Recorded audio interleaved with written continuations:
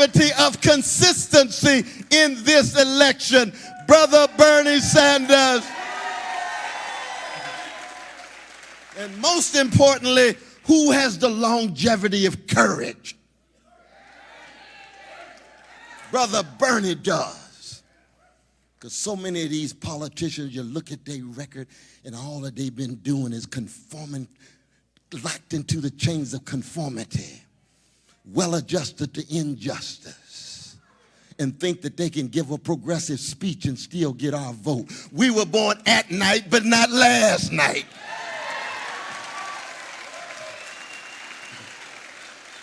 Let's just be honest about it.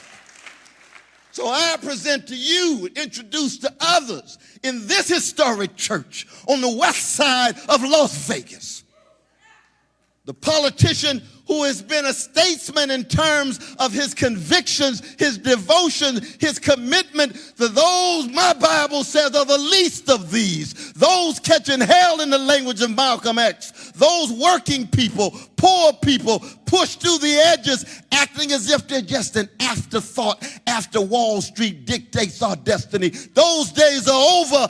We are going to win this. I introduce to you, my dear brother, Bernie Sanders.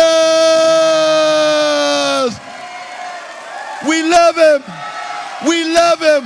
He's the real thing. He's the real thing.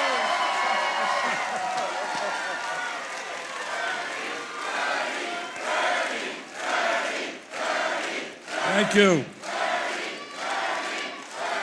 Thank you.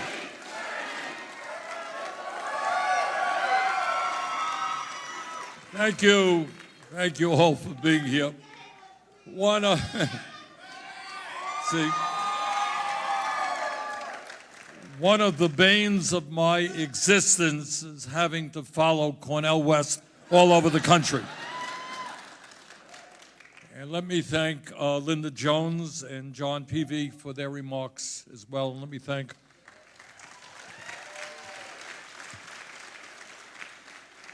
all of you for coming out on this cool, beautiful day here in Las Vegas. I can never get used to, Vermont's temperature is not quite Las Vegas. Can never get used to getting out of the airport. The announcer says very calmly, and the temperature is 104 degrees or whatever it is. So, we are living in a pivotal moment in American history, and everybody knows that. And the future of this country, not just for us, but more importantly for our children and our grandchildren, will be determined by you and millions of other people. And the choice that we have is pretty stark. Either this country moves into an authoritarian direction in which the leadership of the country makes it harder and harder for poor people, people of color, young people, to be involved in the democracy, saying, we don't really want you, we got it. We are the billionaire class, we control America, we will continue to control America, and you'd better understand that. That's one route. And the other route is to say, no, we are a vibrant democracy. We want more and more people, young people and working people, to participate in the political process.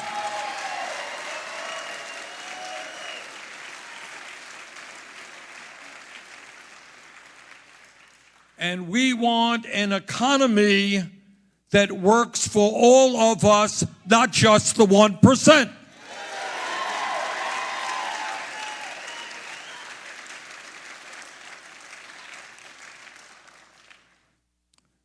Now, over the last 4 years since I was last campaigning in Nevada, we have made some significant progress because people in this state and all over this country have stood up and fought for justice.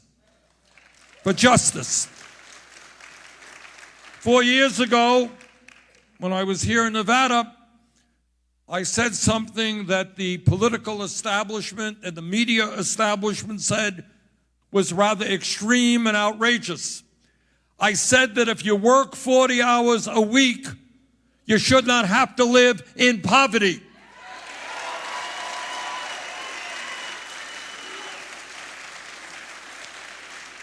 That I was sick and tired of seeing people from Nevada to Vermont working 50, 60 hours a week, 2 or 3 jobs just to put food on their table.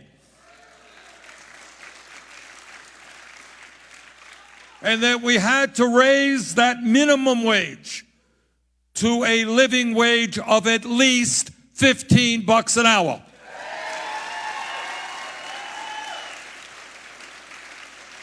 And what I was told, and you check it out, well, maybe we can go to $9 an hour. Hey, what about $10.10 an hour? That was a popular number. How they came to $10.10, I don't know, but it was $10.10, maybe 12, some thought.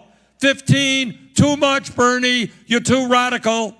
Not what the American people want. And let me report to you today that over the last 4 years, as a result of grassroots activism, as a result of the fight for 15, 7 states in this country have raised that minimum wage to $15 an hour.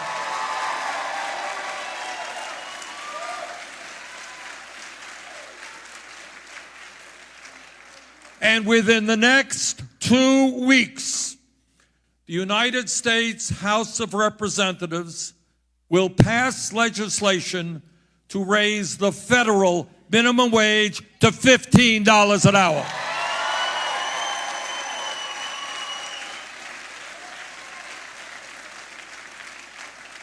So what does that tell you? What does it tell you?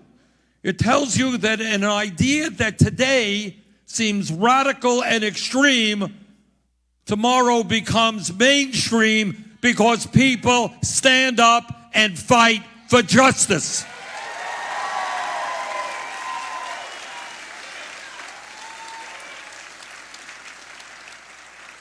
Four years ago, I made what I thought was kind of an obvious point, that the economy over the last 60, 70 years has changed.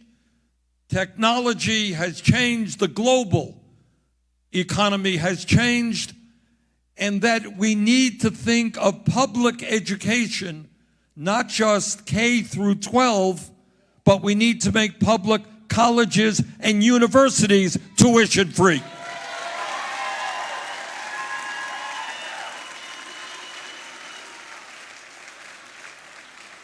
Well, 4 years ago, that was also a radical and crazy idea. But not to the American people, not to the working class kids of this country who want a higher education, who want to get the training that they need in order to become painters and carpenters and sheet metal workers and can't afford that training right now. And all over this country, you're seeing states and cities moving in the direction of making higher education at public colleges tuition free.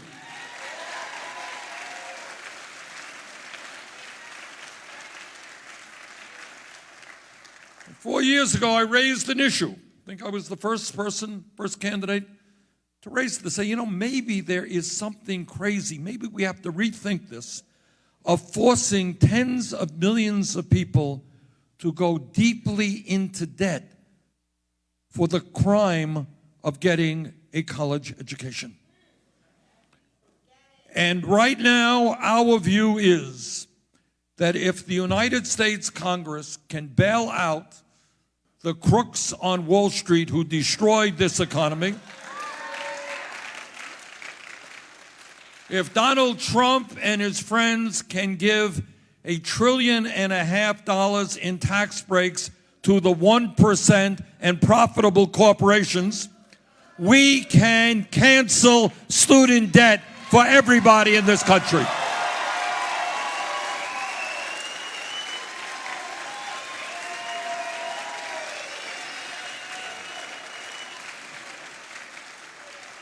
Instead of people having to pay outrageous levels of student debt, and sometimes at very high interest rates, they will now be able to go out and have kids be able to go out and buy their home, be able to go out and get a car.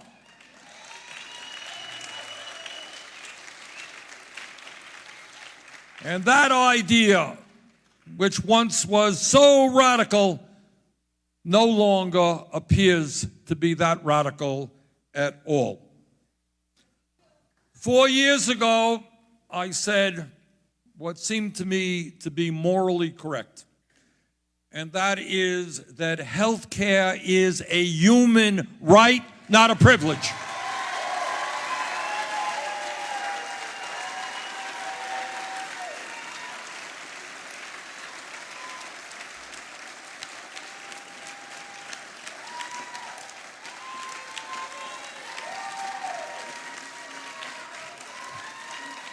That we cannot accept being the only major country on earth not to guarantee health care to every man, woman, and child.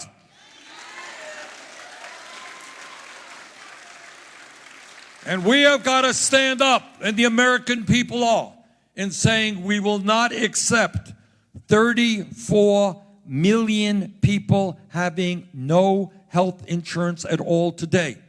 We will not accept even more, tens of millions more people being underinsured with high deductibles and high co-payments. We will not accept the fact that we are paying by far the highest prices in the world for prescription drugs. We will not accept a healthcare system whose function is not to provide quality care to all, but to make huge profits for the insurance companies and the drug companies.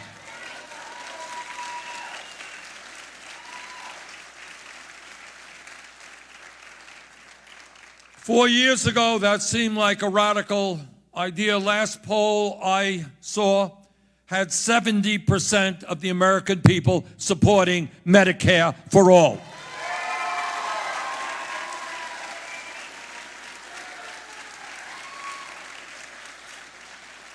And so let me be very clear about what Medicare for all means. For seniors, Medicare today is a very good program, but it does not provide coverage for dental care, for hearing aids, for eyeglasses. We are going to expand Medicare to cover those needs for our seniors.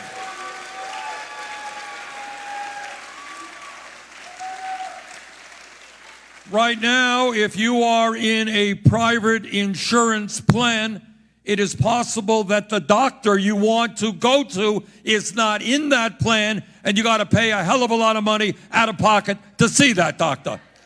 Under Medicare for all, every American has freedom of choice with regard to any doctor, any nurse they want to see.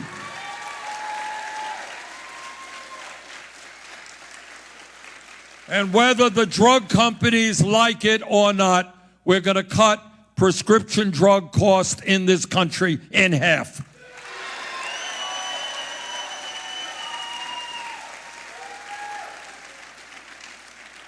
Four years ago, I talked about a broken and racist criminal justice system. And I said that every American, whether you're conservative, progressive, moderate, whatever you may be, has got to look in that mirror and ask themselves whether we are proud of living in a country that has more people in jail than any other country on earth, including China. And the people in jail, as you all know, are disproportionately African American, Latino, and Native American. So it seems to me, and I know it seems to you, and it seems to more and more people, that it makes common sense to invest in our young people in education. Invest in our young people in jobs rather than building more jails and more incarceration.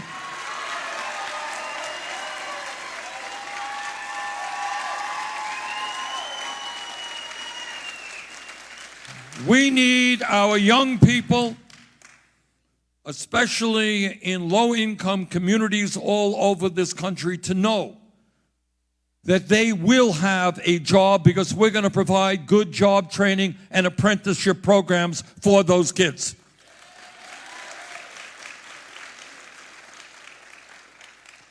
We need to end the so-called war on drugs, which has been so destructive.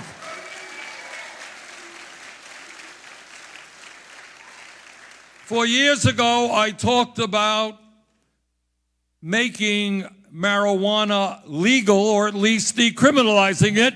That was a radical idea back then. I guess in Nevada, not such a radical idea today.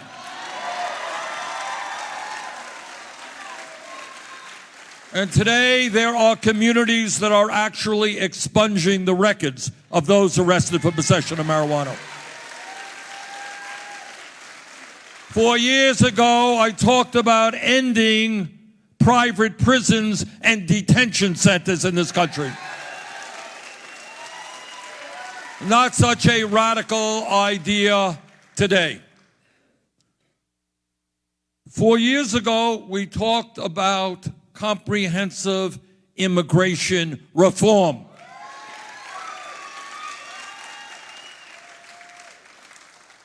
We talked about moving a path towards citizenship for the 11 million undocumented in this country. Not terrorizing them, not demonizing them.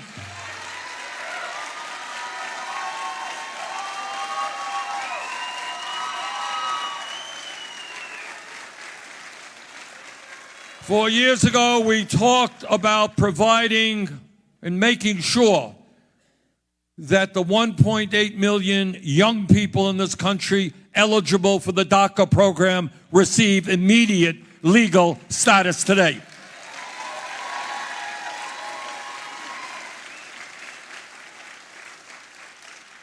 And right now, what the American people want and demand is a humane border policy which treats people who travel with children 1,000 miles running away from violence and desperation. We treat them not as criminals, but as human beings.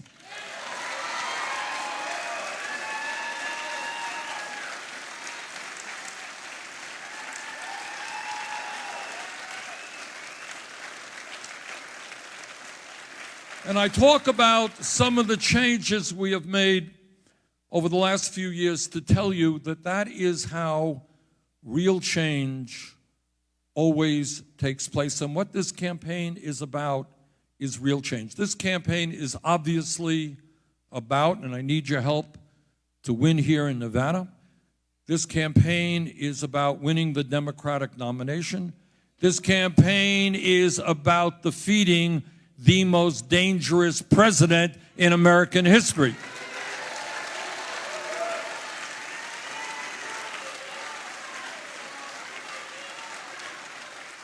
This campaign is about saying we are going to reject, and reject very soundly, a president, and it gives me no pleasure to say this, it truly does not, but a president who is a racist, a sexist, a homophobe, a xenophobe, and a religious bigot.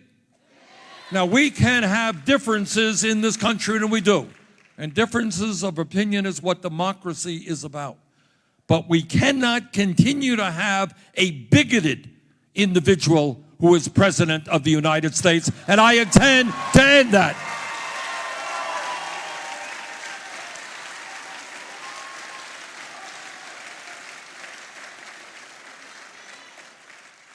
Real change never takes place from the top on down. It is always from the bottom on up. That is the history of the labor movement in America. It is the history of the civil rights movement in America. It is the history of the women's movement in America. It is the history of the gay rights movement in America. It is the history of the environmental movement in America.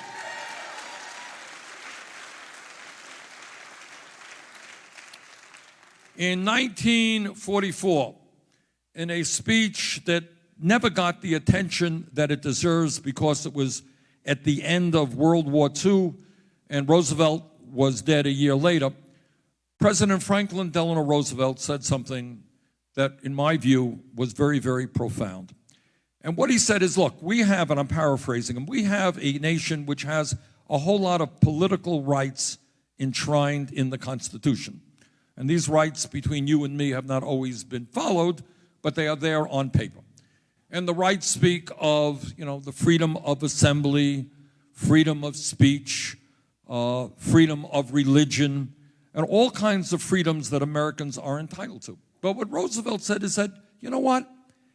Those freedoms are important, but we are lacking something, and that we are not having in this country economic freedom, economic rights as human rights. So let me ask you a question, and I want to throw this out to you. I'm going to take your questions in a minute, but I want to throw this one out to you. What do we mean when we talk about economic rights as human rights? What does that mean? Who wants to help me on that one?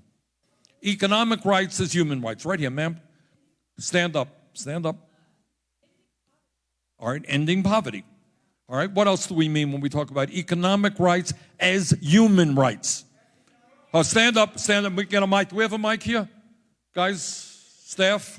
All right, there's somebody there. All right, come on down here. Who wants to stand up and comment? Economic rights as human rights. All right, we got a gentleman there. Ending wealth inequality. Good. Okay, let me stay on that one for a second. Now, what I'm trying to do here, and what we have got to do as a nation, is to think outside of what we see on television tonight, is to think beyond the box that we are often put into. So the gentleman there talked about economic inequality. I want you all to hear this.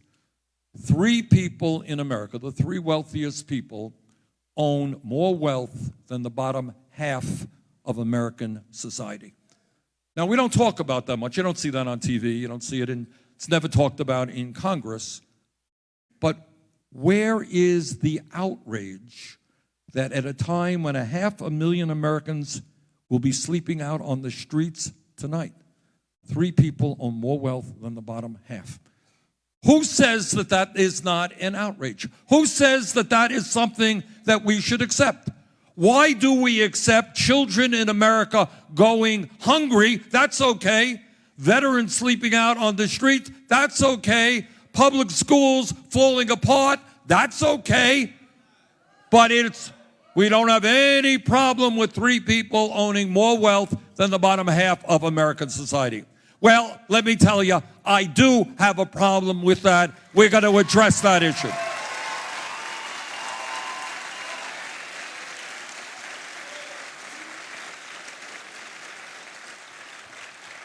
And just because CBS or ABC and Fox don't talk about that, that does not mean that they are right. We have got to determine what is morally right and what is not morally right. And massive levels of income and wealth inequality is not right. Let me give you another example.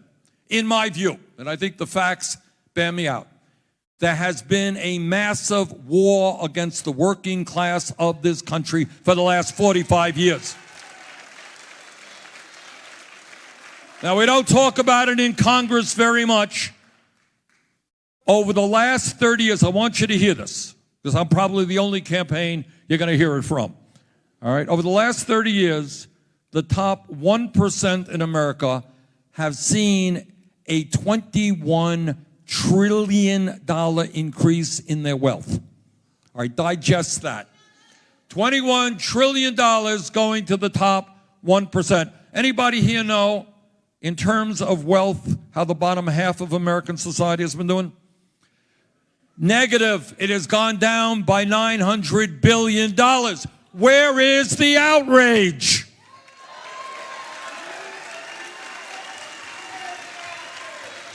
In America today, In America today, half of our people are living paycheck to paycheck. We're the wealthiest country on earth. Half of our people cannot sustain a $500 emergency. Their car breaks down, they can't afford to get it fixed. Can't get it fixed, can't get to work, can't get to work. Lose your income, you can't put food on the table for your kids. And then you end up at some damn payday lender who charges you 200% interest rates.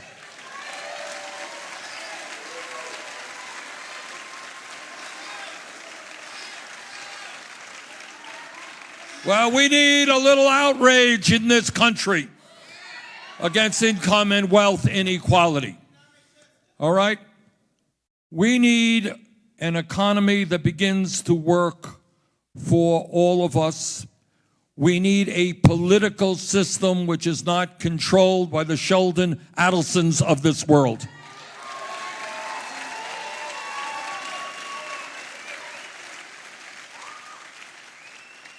So what I'm asking you is not easy stuff. I'm asking you to stand with me here in Nevada and in the Democratic primary process, but I'm asking something else. And that is, if we are going to make the changes we need as a nation, we need an unprecedented grassroots movement of millions of people who are prepared to stand up to the powers that be on Wall Street, where 6 financial institutions now own assets equivalent to half of the GDP of America. 6 financial institutions control the flow of trillions of dollars. 6 financial institutions determine whether jobs stay in the United States or go to China, whether people are paid a living wage, where the CEOs get 500 times more than their workers or whatever. We have got to stand up to the insurance companies. We have got to stand up to the drug companies. We have got to stand up to the fossil fuel industry.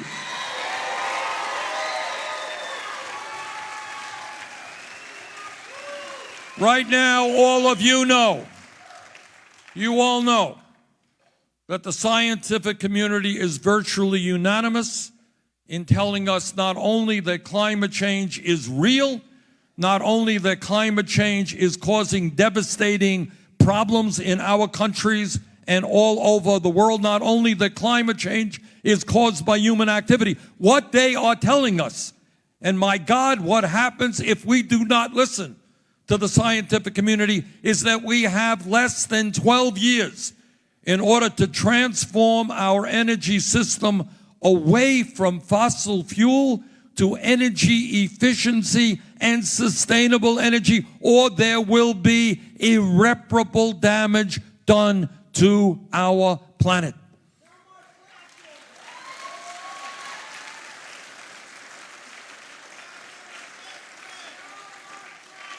So what we have got to do, in no uncertain terms, is tell the fossil fuel industry that their short-term profits are not more important than the health and well-being of this entire planet. And that's what we intend to do.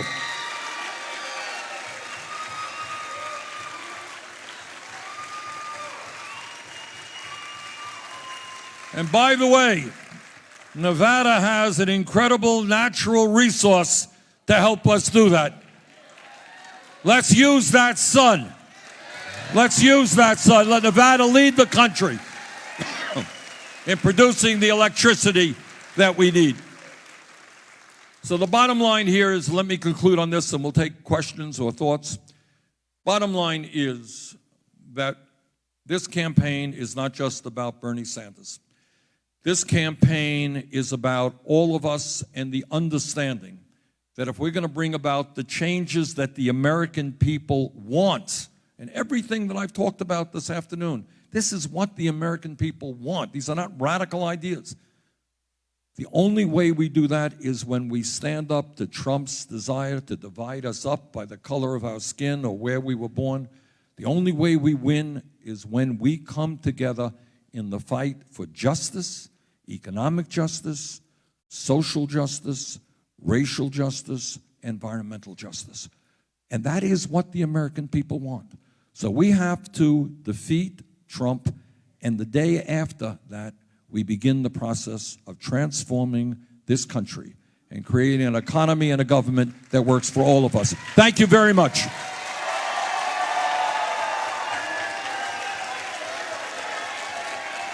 Thank you. Thank you.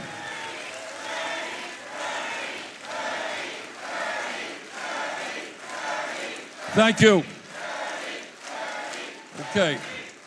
Okay, I think, do we have some mics ready to take some questions? How are we going to do this? Sarah? Okay, one second, ma'am. All right, how are we going to do it, Sarah? Oh, you got a line of people, or how you want to do it? You want to get a line? Sure, we can do it. All right, why don't you stand down here and people get online behind Sarah. We've got a line over here. Is that your name, ma'am? Bianca? Okay, great. Right, all right, get a line behind Bianca. That's good. I don't know that we're going to take every question here, but let's start off. Okay. I'll do one. Sarah, start it off. Okay, if everybody can keep it down so we can hear the questions. Senator Give us Sanders. your name, please. My name is Mark Miller. Mark? My wife, Debbie Miller, and I, we love you. Thank you. We both love Barack Obama, too. And we believe in everything that you say, and we believe in everything Barack Obama said.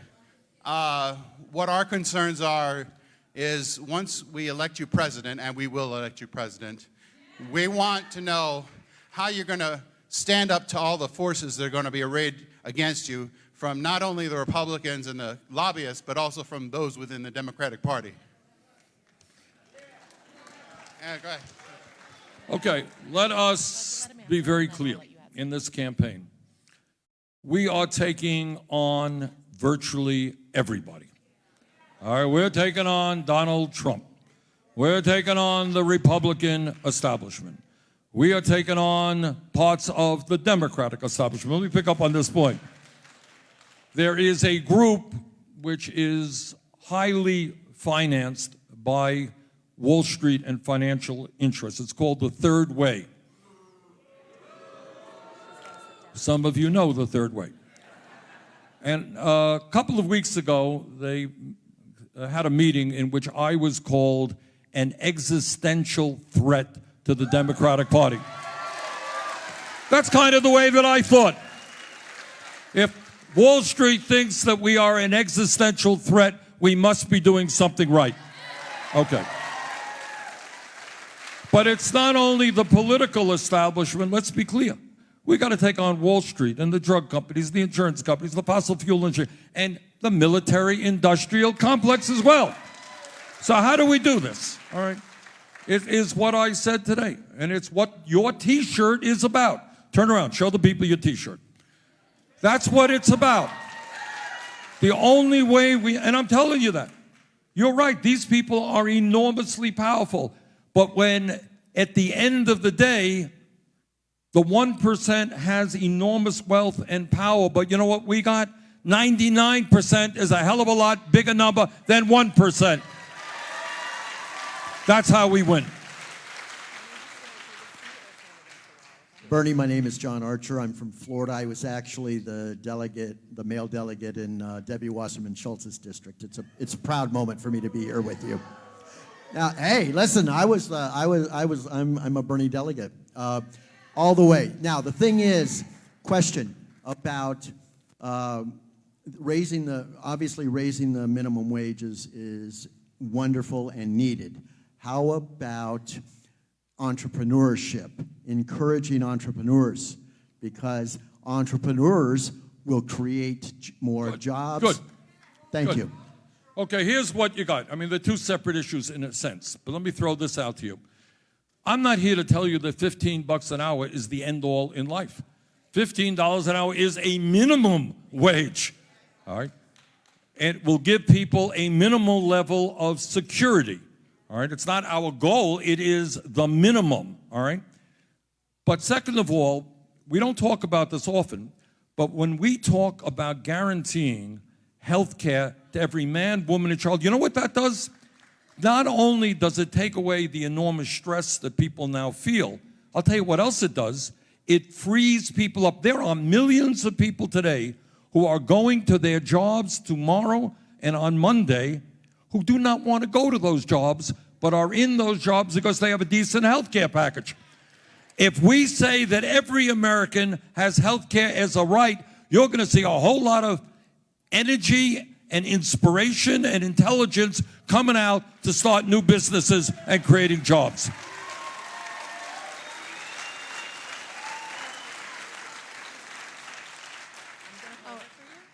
Hi, my name is Billie Jean. I'll be 69 next month. Thank you. I have worked all my life since '77. I've been a single mother, sometimes working 4 and 5 part-time jobs. Now that I am on Social Security, I get $15 a month food stamps. My question is, why? I've worked all of my life until now. Billie Jean, let me give you the answer. The answer is that there are leaders in Congress and there is a president who would much prefer to give massive tax breaks to billionaires than to make sure that low-income and working people can live in dignity. This is the wealthiest country in the world. People should not have to struggle to put food on the table. So you're looking at somebody who, as president, will be reaching out to the most vulnerable populations, that is our children. The other half of the equation is we have the highest rate of childhood poverty of almost any major nation, and we got a whole lot of seniors who are struggling right now. My Republican colleagues want to cut Social Security. You know what we're going to do, Billie Jean? We're going to expand Social Security and improve benefits. Thank you. Bernie, Your name? Oh, sorry, Bernie. My name is Jeff. Jeff? Yeah. The biggest barrier to getting a lot of this change to happen is our broken electoral system, all the money in politics. And there is a resolution out there. We need 34 states to pass it. Vermont was the first of the 5 that we have passed. We had one on the books here in this state in our last legislative session. It was AB 5, but it was killed by special interests. And it's all about a free and fair election system. We have to ask the U.S. Congress for an Article 5 convention. Vermont was the first state to pass it. This is something that everyone can get involved in by just going to their local representative, their assembly or state senator, and asking them to support this bill.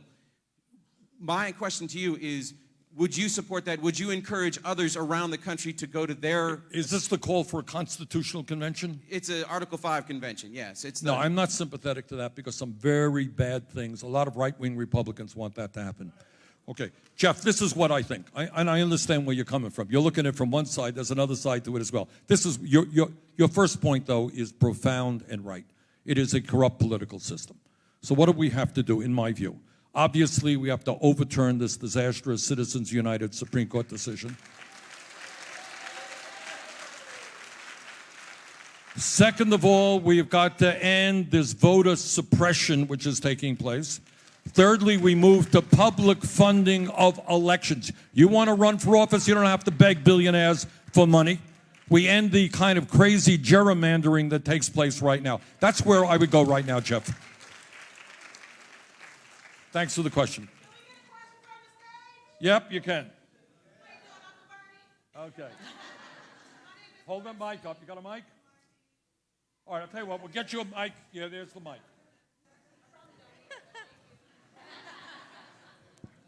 How you doing, Uncle Bernie? I've been riding with you from the onset, and everything you talk about is 100% fact. But how are you going to proceed with not conflating sex work with human trafficking? What are we going to do about FOSTA SESTA? Because self-determination is at the root of everything your platform stands for. Thank you. All right. I'm sorry, your name is? All right, Marcy. The answer is we're going to take a hard look at it, but I'm not going to give you a definitive answer now. All right, because what you don't want And what I don't want is an increase in sex trafficking. We don't want that. So it's a complicated issue, all right? But there are two sides to it, and I promise you we will take a hard look at it. Okay. We're up to here. Hello, my name is Sonia Davis. I'm a United States Air Force veteran. I've served in the military. And I hear you talk about building on things that are there. Education, public education. As you know, we fight for that in Nevada all day, every day. We don't take a day off. We fight against racism in the public schools, where we had an incident here that 9 young boys were targeted, pictures put on the internet about them being murdered at Arborview, and we're fighting that here. You're fighting for military and for veterans. I'm not a homeless veteran because my husband also served. But let me get it right. The drug prices are so high that I have an incident from the military that the military government does not cover my medication. It costs me $900 for 5 pills every month. $900. I served this country. I stood in the war for this country. And I need to know, what are you going to do about it? Ma'am.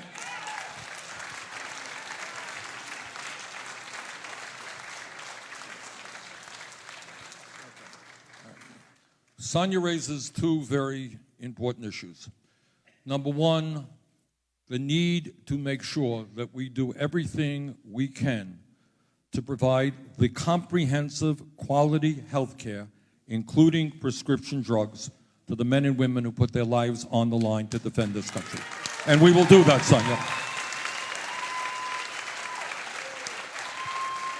And the second issue is, let's be clear. I just want you all to hear this. Right now, there is no legislation on the books to prevent the drug companies from charging Sonia or anybody else any price they want. You get sick, you need medicine, you walk into your pharmacy, that price could be double what it was yesterday. As I said earlier, we are going to take, these people are the most greedy of greedy people. 1 out of 5 Americans cannot afford the medicine their doctors prescribe. So among other things, we're going to lower prescription drug costs in this country by 50%, 50%. Okay. Thank you, ma'am. Hi, Bernie. My name is Jordan O'Brien. Jordan. I just wanted to thank you for your consistency, your candor, and for continuing to fight for progressive values. Thank you so much for being here in Nevada today. Can you do single file, please? Now my question. I wanted to know, when you are elected president, what you are going to do to specifically address the persistent issue of police violence, police brutality, police harassment in this country. Good. Thank you very much. Look, all of us are revolted by the videos that we have seen, and you know the names as well as I do. People dragged out of their cars, children being shot. What we have got to do as part of fundamental criminal justice reform is to make every police department in America understand that lethal force is the last response, not the first response. Now, how do you do that? What you do that is that the federal government develops model programs. Police officers in many parts of this country do not have the training that they need to know how to deal with people who are acting out, people who are mentally ill, crowd disturbances. And we have got to develop model programs and reward those police departments that are doing the right thing. There are other countries around the world where police officers are trained to break up disturbances in nonviolent ways. That's not easy stuff sometimes. Police officers' job is not an easy job. But we have got to focus on ending that type of police brutality and that type of violence that exists. And the leadership can come from the President of the United States, and I will guarantee you that leadership.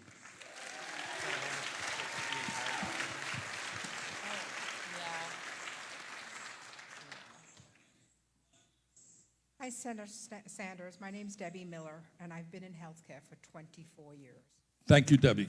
And here's my question. I know your passion for Medicare for all, and I believe it too. My family happened to live in Canada, where it's not an issue. So when you become president of the United States, you are going to have all forces against you. Yes. Past this. Yes. And you're going to need us behind you. Yes. But over and over again, the American people hear these stories from politicians.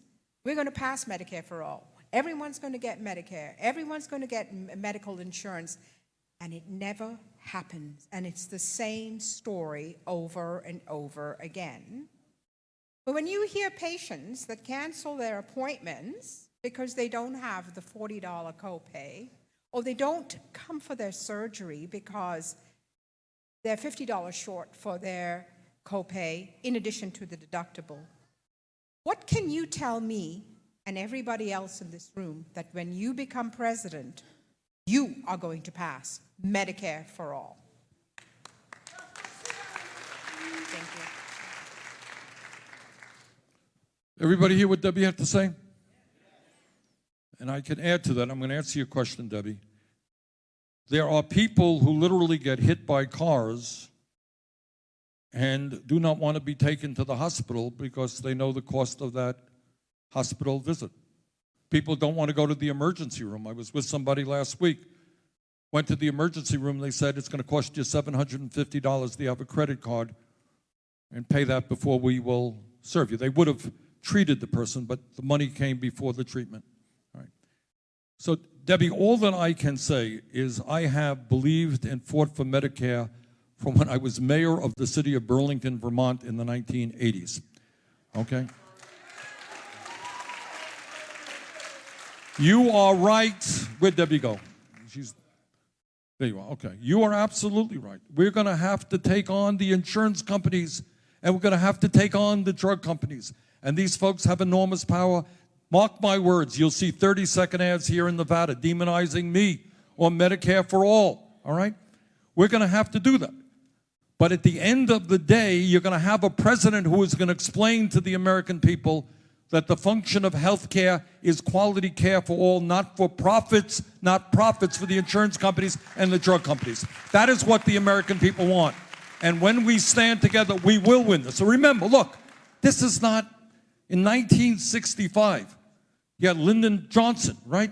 He said, we need Medicare, we need Medicaid. And he was attacked for being a socialist and all that stuff. We won because that is what the American people knew was the right thing to do. I think the American people understand today that health care is a human right. Medicare for all is the way to go. I believe we will win that fight with your help.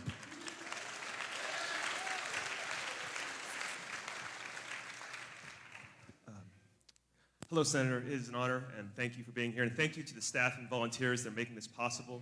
It is great that this is happening. Your name, My sir? name is Philip Sano. I have a different question, I think, that maybe you haven't been asked as often.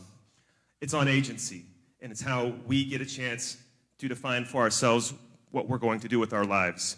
And you're going to be asked all the time, can you promise this when you're president? And that's not even fair for you. It's a political process. We know it.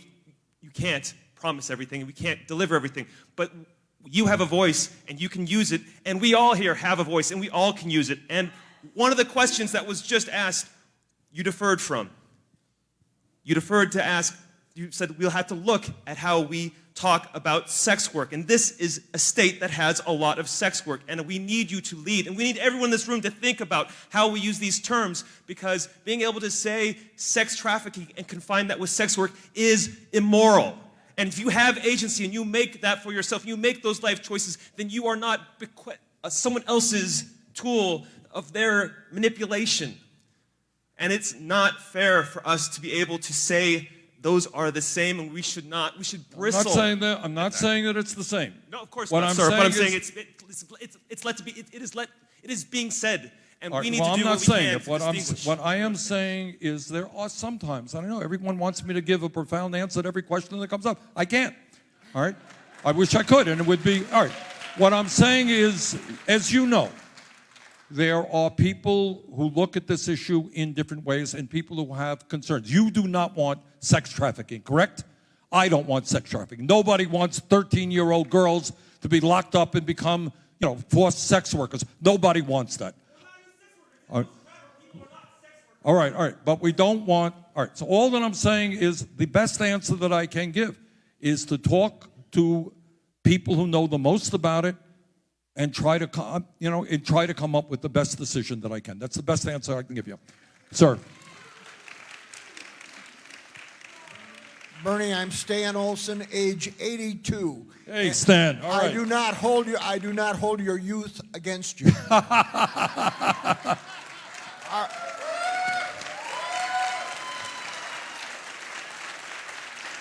All right, there he is, my vice presidential candidate.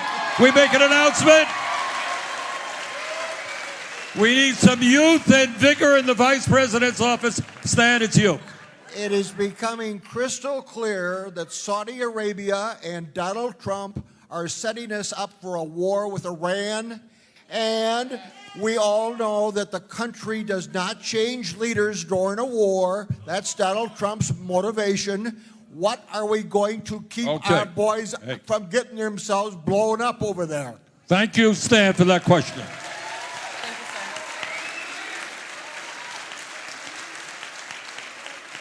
Now I am absolutely convinced you should become the vice president. All right. Stan raises a very important issue. And again, it's an issue I've been talking about for a while. Let's be clear. This president from day one has hated Iran, has been very provocative to Iran, has threatened Iran. Iran is nobody's example of a Jeffersonian democracy. Let's be clear about that. But let's take a look at Saudi Arabia, for God's sakes. Saudi Arabia is a horrific dictatorship. They do not tolerate dissent. They torture those people who are fighting for democracy. Women are treated as third-class citizens. And I want to tell you something that I'm very proud of having helped lead. Right now, the United States is involved in a terrible, terrible war in Yemen. Do you all know what's going on in Yemen? Yeah. Yemen is the worst humanitarian disaster on earth right now. And if we do not end that war, the estimate is that hundreds of thousands of people, including mostly children, will be dead by the end of this year, and millions could die of a famine. That's what's going on in Yemen. That war was started by Mohammed bin Salman, the dictator of Saudi Arabia, a good friend of President Trump. I am proud to tell you that for the first time ever, we led the effort in the Senate, and they did the same in the House, to pass a resolution under the War Powers Act to get the United States out of the unauthorized war in Yemen. And that passed the Senate, it passed the House. Trump vetoed that. But I will tell you, I am going to do everything that I can to stop a war with Iran, because that war would be far worse than the terrible war that I opposed in Iraq. So thank you, Stan. All right, I think we're going to be able to take maybe two more questions. Gentleman over there, sir. Good morning, Senator. My name is Michael Picata. I'm a teacher here in Las Vegas. Hey, Mark. And I've been following you since 1981 when you made national news. My question is, considering the 2,500 votes not counted in the Bronx election for DA where Katz now leads Gabon, are Bernie-crats held hostage to the shenanigans of the individual state Democrat leadership? Or are there steps that can be taken to have a fair caucus here in Nevada? I was one of those purged names. I was a state delegate whose name was taken off the Nevada delegate list, and I needed to meet with the Democratic committee to get my name back on the delegate list. In several interviews, you spoke positively on this matter. Could you please expound on why do you think that you will be treated fairly this election season?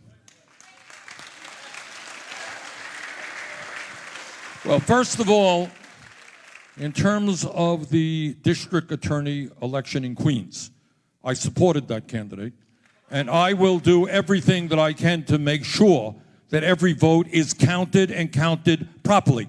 Now, I haven't studied the issue, but I do get a little bit nervous when I hear that 2,000 names were purged from the voting list, as I understand it. So we are going to follow that very closely, and our people will do everything that they can to make sure that that count is fair. Okay, second of all, we are taking on the Democratic establishment. That is for sure. All right, we know that. Okay, but what I want to tell you is here's where we have made some progress. Last time around, before the very first vote was cast in the National Democratic primary in Iowa, Secretary Clinton had already accumulated 500 votes from superdelegates. Now that situation where before the first popular vote is cast by ordinary people, you're behind by 500 votes. That's a pretty corrupt system.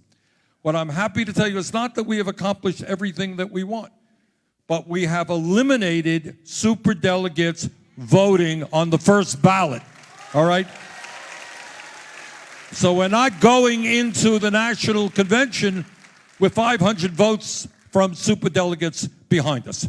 Okay, that has changed, and that is moving us in the right direction. Also, we have a lot more input now, our team does, in terms of what the DNC is doing than we previously did. So, okay, last question, sir.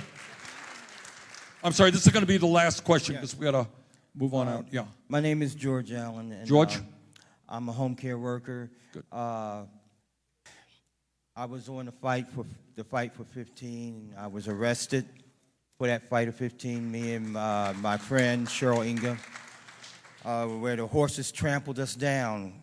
But my question is, we have a Constitution, we have a Bill of Rights. How can we lobby for an economic Bill of Rights? Thank you. Thank you, George.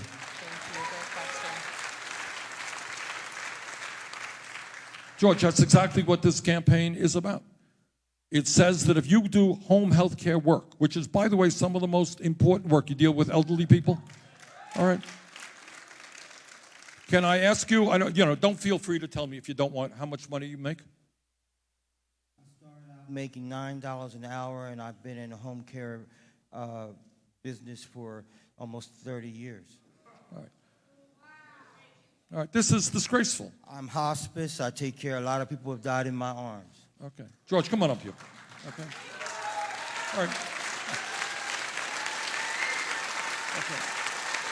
All right, this is what we have got to change.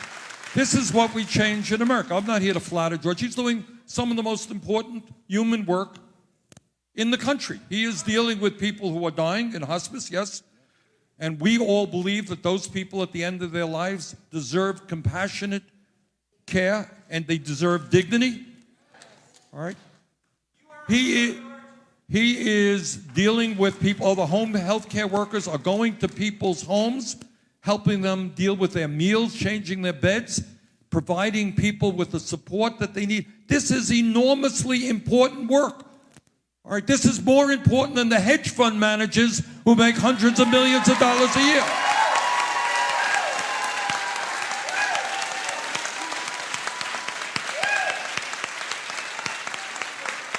So, it goes without saying that home health care workers need a living wage. Daycare workers, child care workers need a living wage. Teachers need a salary commensurate.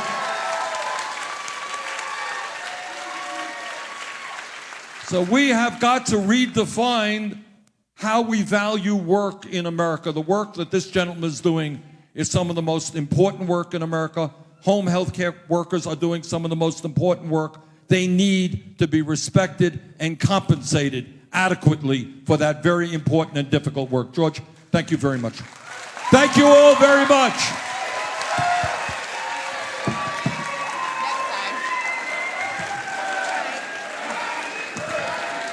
Okay, folks, I think that we have time to do some. All right, we have some time to do selfies. If people want to line up, how are we going to do that? Right there?